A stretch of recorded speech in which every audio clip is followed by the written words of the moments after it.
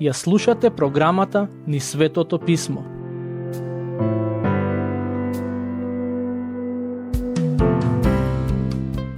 Драги пријатели, денес ќе го обработиме Псалм 46. Тој е дел од група на неколку псалми во кои имаме пророчка слика за Божјото царство, кое ќе биде воспоставено на земјата во иднина. Псалм 45, покрај другото, зборува за Христовото враќање како цар на оваа земја и неговото владење во вистина и правда. Со слична тематика е и следниот 47 псалм. Но, ајде да кажам збор 2 за Псалм 46, пред да почнеме со читање и проучување на истиот. Станува збор за неверојатен текст, кој низ вековите служил за утеха и охрабрување на Божите луѓе. Во некои преводи има наслов на овој псалм, во кој се вели дека е наменет за хороводачот од Кореевите синови. Овој псалм во некои аспекти од својата содржина наликува на песната која израелците ја пееја откако Бог направи чудо и тие мина низ Црвеното море. Во текстот од книгата Излез се вели дека луѓето ја пееја песната на Мојсей, но таа песна ја предводеше неговата сестра Миријам. За тој настан читаме во Излез глава 15. Во 20 стих од таа глава се вели дека Миријам, сестрата на Арон и Мојсей, зеде инструмент во својата рака и ги поведе жените во славење на Бог. Покрај другото, таа пееше за Господовата победа и за тоа како Господ ги фрли во морето коњите и нивните јавачи. Псалм 46 е исто така песна во која се опеваат Господовите искупителни дела и се надевам дека ќе го забележите тоа додека го читаме. Ако имате Библија со себе, ќе ве замолам да ја отворите кај Псалм 46 и да читате заедно со мене. Стих 1. Бог ни е нам прибежиште и сила, докажан помошник во неволја. Навистина ми е интересно тоа што авторот го нарекува Господ докажан помошник. Се чини како да сака да каже, не мора да ве убедувам дека Господ помага. Нашето животно искуство многу добро сведочи за тој факт. Но, знаете, Бог им помага на оние кои искрено и со вера ја бараат неговата помош.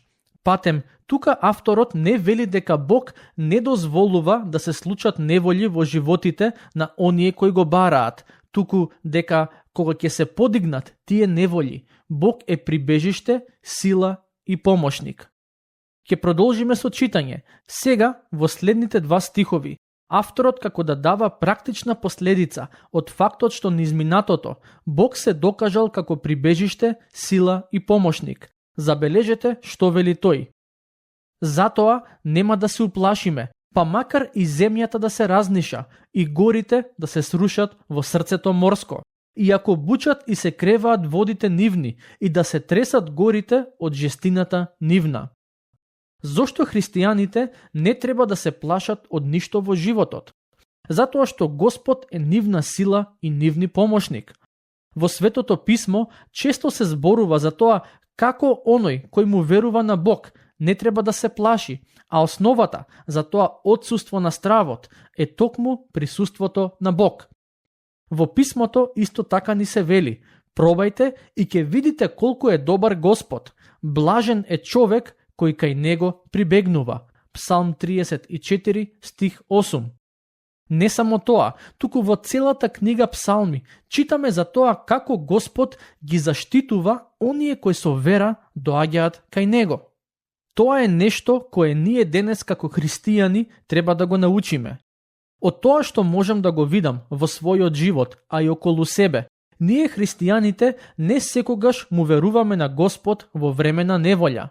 Не знам зошто е тоа така. Дали можеби затоа што сметаме дека Господ не е доволно заинтересиран за нас, или пак можеби затоа што сметаме дека Господ не ни е доволна помош во време на неволја. Но забележете што вели авторот на овој псалм. Нема да се плашиме, макар и земјата да се разниша. Таква вера ни е потребна, Да знаеме дека без разлика што може да се случи околу нас, сепак Господ ќе ни даде сила и ќе биде наша помош и наше прибежиште.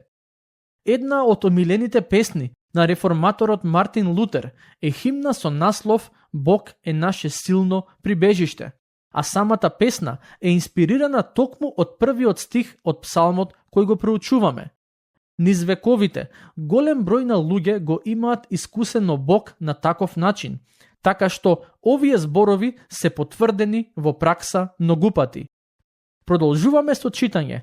Во следните 4 стихови, авторот зборува за тоа колку се безбедни оние кои се надеваат на Господ. Стих 4.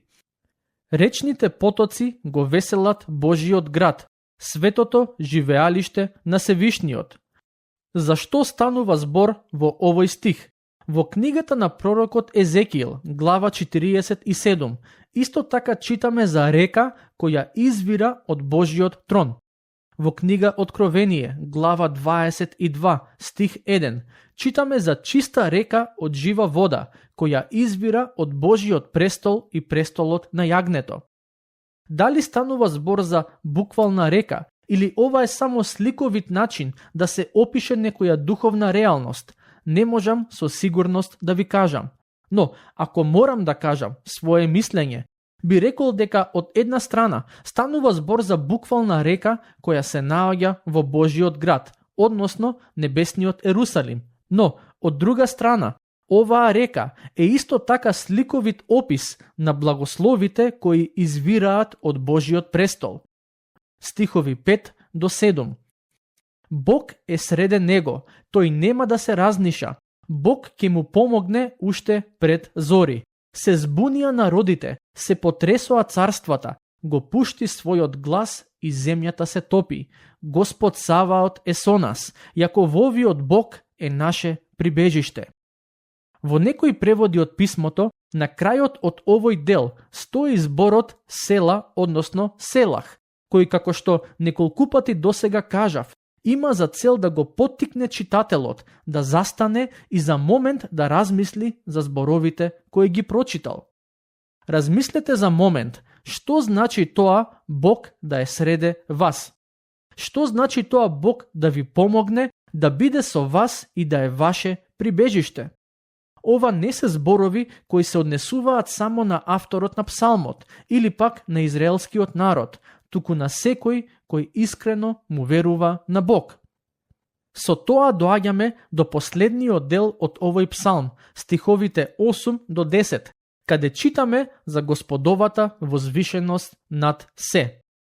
Дојдете и видете ги делата Божи, пустошењата што ги направи тој на земјата, прекратувајќи ги војните до крајот на земјата, ќе го скрши лакот и ќе го здроби копјето, и штитовите големи со оган ќе ги изгори. Интересно, зарем не? Од една страна читаме за тоа дека Господ ќе врши одредено пустошење на земјата, а од друга страна читаме и дека тој ќе ги прекрати војните до крајот на земјата. Поентата на овој дел од псалмот е да не подсети дека доаѓа ден кога Господ ќе се справи со гревот, кога ќе го објави својот праведен суд врз сите луѓе и народи кои неправедно војувале, и на тој начин, преку својот суд, Бог ќе воспостави мир на земјата и војните ќе прекратат. Верувам дека многу луѓе на овој свет би сакале да нема војни, но за жал, моментално реалноста не е таква. Постојано слушаме за нови војни, нови конфликти, нови закани со нуклеарно оружје. Но, ќе дојде момент кога тие војни и повици за војни ќе престанат. Тој мир нема да биде човечко дело, туку Господово. Стихови 10 и 11. Застанете и разберете дека јас сум Бог, возвишен над народите, возвишен над земјата. Господ Саваот е со нас, Јакововиот Бог е наше прибежиште. Ова е еден од најпознатите делови од книгата Псалми. Бог не охрабрува за момент да застанеме и да се обидеме да ја сватиме неговата големина, дека тој е Бог кој е возвишен над народите и над земјата. Но, не само тоа, Во следниот стих, авторот на псалмот за него вели дека тој е нашето прибежиште. Ова е многу важно да го имаме на ум. Во Светото писмо не само што се опишува Господовата големина, но исто така ни се дава до знаење дека Господ сака да биде нашиот водач, нашата сила и прибежиште. Со други зборови, писмото не остава само да му се воодушевуваме на Господ, туку ни дава можност и да го искусиме присуството на Севишниот Создател и Владетел на целата Вселена. Додека ги обработуваме овие светописни текстови, секој од вас ќе мора да донесе одлука. Дали само ќе слушате за Господ или ќе го побарате со вера и ќе му дозволите да действува во вашиот живот. Со тоа доаѓаме до Псалм 47, во кој авторот не охрабрува да го славиме Бог поради тоа кој е тој и што тој има направено. Стихови 1 и 2. Заплескајте со рацете, сите народи, воскликнете кон Бога со радосен глас. Зашто Севишниот Господ е страшен, голем цар е над целата земја. Господ е цар над целата земја, затоа е достоен за нашата слава и чест. Без разлика што се случува во овој свет, без разлика на сите војни и нереди кои човекот ги предизвикува, мора постојано да се подсетуваме дека сепак Господ царува и тоа нема да се смени. Тоа покрај другото значи дека тој секако ќе ги исполни своите планови и цели и никој и ништо не може да му застане на патот во однос на тоа. Господовото царување покрај другото значи дека тој е и судија на целата земја, а таа реалност би требало да не замисли како живееме. Стихови 3 до 9. Тој ни покори под нозе луѓе и народи. Тој ни одбра наследство за нас, достоинственоста на Јаков кого го возлюби. Се искачи Бог при восклици, Господ со трубен звук. Пејте му на нашиот Бог, пејте, пејте му на нашиот цар, пејте, зашто Бог е цар на целата земја. Пејте му псалм, Бог е цар над народите. Бог седи на светиот свој престол. Незнабожечките кнезови се собираат како народ кон Аврамовиот Бог, зашто земните заштитници му припаѓаат на Бога. Тој е возвишен над сите. Денес има многу луѓе кои сакаат да се прикажат себе си како многу важни, како некои кои го имаат последниот збор во однос на светските случувања и настани. Но, еден ден, кога Христос ќе се врати, сите ќе се освестат и ќе сватат дека токму тој е возвишен над сите. Кога псалмистот вели дека Господ е возвишен над сите, тоа значи дека владее и има авторитет над секој човек. Жално е тоа што луѓето често ја забораваат оваа вистина. Всушност, секој човек има две опции. Или доброволно ќе се потчини под Господовиот авторитет, или пак присилно ќе го стори тоа. Оние кои доброволно се потчинуваат на Господовиот авторитет, го познаваат него како свој помошник, спасител, како свое прибежиште. Од друга страна, оние кои преку своите мисли, дела и зборови се бунтуваат против неговиот авторитет, ќе го сретнат како праведен судија, кој ќе им суди за нивните гревови. Од лично искуство ќе ви кажам дека подобро е да го имате Христос за свој спасител, отколку за свој судија.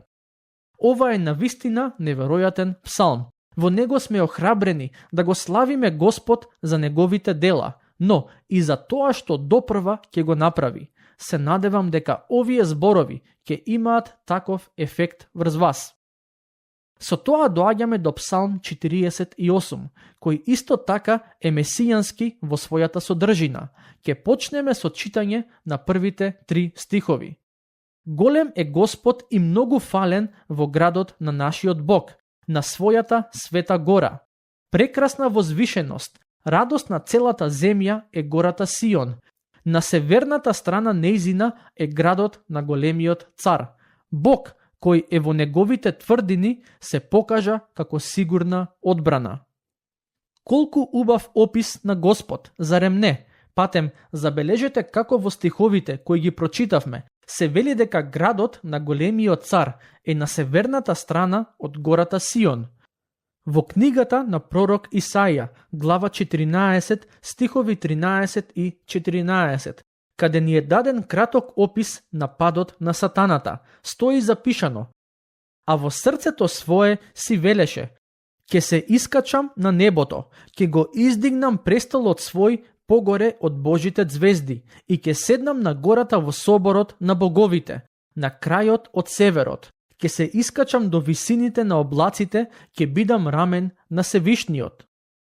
Не знам зашто конкретно станува збор, но сигурно има некаква символика во фактот што се вели дека Господовиот град е на северот од гората, а и кога сатаната сакаше да седне на престолот на Севишниот, тој сакаше да го стори тоа на крајот од северот. Стихови 4 и 5. Зашто ете, се собраа царевите земни и сите дојдоа заедно, па откако видоа, се восхитија, се стаписаа и збунети побегнаа. Во книгата Откровение се вели дека многу цареви и народи ќе се кренат против Месијата и неговиот народ, но кога ќе завојуваат против него, ќе сватат дека ја избрале погрешната страна. Господ ќе го победи злото. Стих 8. Како што чувме, така и видовме во градот на Господ Саваот, во градот на нашиот Бог. Бог го основа за довека. Ова е навистина прекрасен дел од писмото. Авторот на псалмот не подсетува дека Господовото царство трае вечно, за разлика од царствата кои луѓето ги основаат, кои се привремени. Божјото царство ќе опстои и ќе биде победоносно.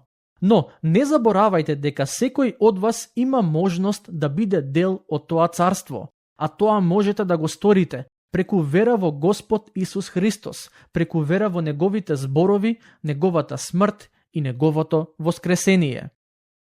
Целта на овој псалм е токму тоа, да ги повика слушателите и читателите да застанат на Господовата страна. Тука ќе го завршиме денешното проучување. Бог нека ве благослови.